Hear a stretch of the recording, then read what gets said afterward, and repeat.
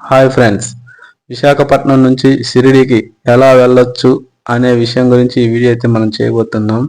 విశాఖపట్నం నుంచి షిరిడీకి ప్రతి గురువారం సాయినగర్ ఎక్స్ప్రెస్ ఉదయం 8 గంటలకైతే బయలుదేరుతుంది. ఇది వీక్లీ ఒక్కరోజే ఉంటుంది, గురువారం రోజు. అలాగే సాయినగర్కి విశాఖపట్నం నుంచి 24 గంటల జర్నీ అయితే పడుతుంది. సాయినగర్ నుంచి షిరిడీకి 3 కిలోమీటర్ల డిస్టెన్స్ అయితే ఉంటుంది.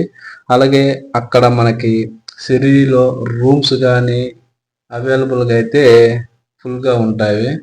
తర్వాత ఇప్పుడు మనం చూస్తున్నాం కదా, ఈ మెయిన్ రోడ్డు మీద మనం ఫస్ట్ మేము రూమ్ కాడ నుంచి ఎంట్రన్స్ వెళ్తూ ఉన్నాం. మెయిన్ రోడ్ నుంచి వెళ్తే సైడ్ హోటల్స్ అవన్నీ బ్రహ్మాండంగా ఉన్నాయి. నెక్స్ట్ చిన్న టెంపుల్ అయితే ఉంటుంది, సాయిబాబాది చిన్న గుడి. మామూలుగా ఇక్కడ సాయిబాబా గుడి చిన్నది ఉంటుంది.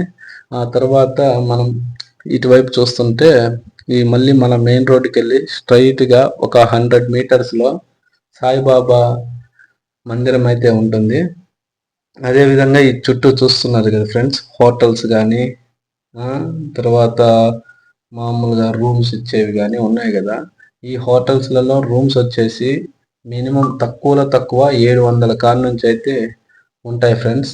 మనకి ఒకవేళ మంచి రూమ్ కావాలి, బాగా ఉండాలి, ఏసీ అవన్నీ ఉండాలి అనుకుంటే కొద్దిగా ఎక్కువ డబ్బులు పే చేసి ఒక 1500, 1600, 2000 అలాగా తీసుకొని మనం ఉండొచ్చు ఫ్రెండ్స్. తక్కువలో అయితే 700 ఫ్యామిలీకి అయితే ఫ్రీగా సరిపోతుంది రూమ్. నెక్స్ట్ వచ్చేసి ఇప్పుడు మనం ఇక్కడికి వెళ్తున్నాం కదా, షిరిడి సాయిబాబా, ఇదే రోడ్డు. ఈ రోడ్లో గేట్లు అయితే ఉంటాయి. అంటే మొత్తం 7 గేట్లు అయితే ఉంటాయి సాయిబాబా దగ్గరికి వెళ్ళడానికి. ఒక్కొక్క గేట్కి ఒక్కొక్క రకం ఉంటుంది.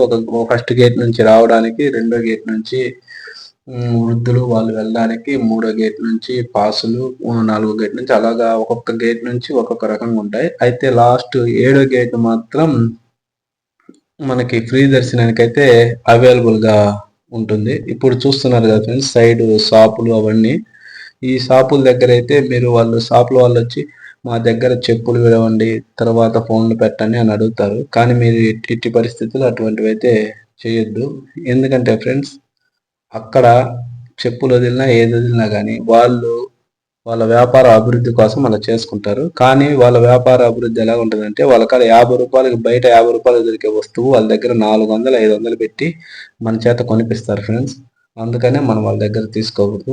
నెక్స్ట్ రూమ్స్ చూస్తున్నారు కదా ఫ్రెండ్స్, రూమ్లు అయితే హైయెస్ట్ రూమ్ కావాలంటే ఈ రూమ్కి ఈ సైడ్కి రావాలి ఫ్రెండ్స్. సూపర్గా ఉంటుంది హైయెస్ట్ రూమ్స్ అన్నీ. లోయెస్ట్ కావాలంటే మామూలు నేను చెప్పాను కదా 700 అలాగైతే సరిపోతుంది. నెక్స్ట్ మనము ఇలా తిన్నగా వెళ్తే ఇప్పుడు అవన్నీ గేట్లు సాయిబాబు. అదే first gate, second gate, third gate, fourth gate, fifth gate, sixth gate, 7th gate ఆపోజిట్లో ఉంటుంది. అంటే మనకి ఫ్రీ దర్శనానికి వెళ్ళడం కోసం మామూలుగా పాసులు కూడా అవైలబుల్ ఉంటాయి. కాకపోతే డబ్బులు ఇచ్చి ఆ దర్శనానికి పాసులు అయితే కొనుక్కోవాలి, త్వరగా దర్శనం చేసుకోవాలనుకున్న వాళ్ళు రద్దీగా ఉన్నప్పుడు.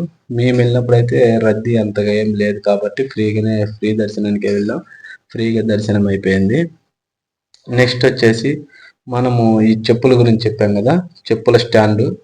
ఇక్కడైతే చెప్పుల స్టాండ్ ఇప్పుడు మీరు చూస్తున్నారు కదా, ఇది చెప్పుల స్టాండ్ ఫ్రీగా ఉంటుంది. ఫ్రీగా పెట్టుకోవచ్చు చెప్పులు. తర్వాత నెక్స్ట్ సెల్ ఫోన్లు అయినా ఫ్రీగా పెట్టుకోవచ్చు. ఇక్కడైతే హ్యాపీగా ఉంటుంది. షాప్లో కన్నా ఇందాక నేను చెప్పినట్టు షాప్లో మోసపోవద్దు. నెక్స్ట్ మన దర్శనాల పాస్ కొనుక్కోవాలనుకుంటే ఇలాంటి మినీ ఏటీఎంలు ఉంటాయి, అక్కడ తీసుకోవచ్చు. వెనక బోర్డు మీద ఉన్న ధరల్ని చూసుకొని తీసుకోవచ్చు. నెక్స్ట్ మన ఫ్రీ దర్శనం గేట్ నెంబర్ 7 అన్నా కదా. ఇప్పుడు ఇటువైపు వస్తే ఈ గేట్ చూడండి, ఇటువైపు యారో మార్క్ చూపించడానికి ఆ గేట్లో నుంచి ఫ్రీ దర్శనానికి అయితే వెళ్ళొచ్చు మనము.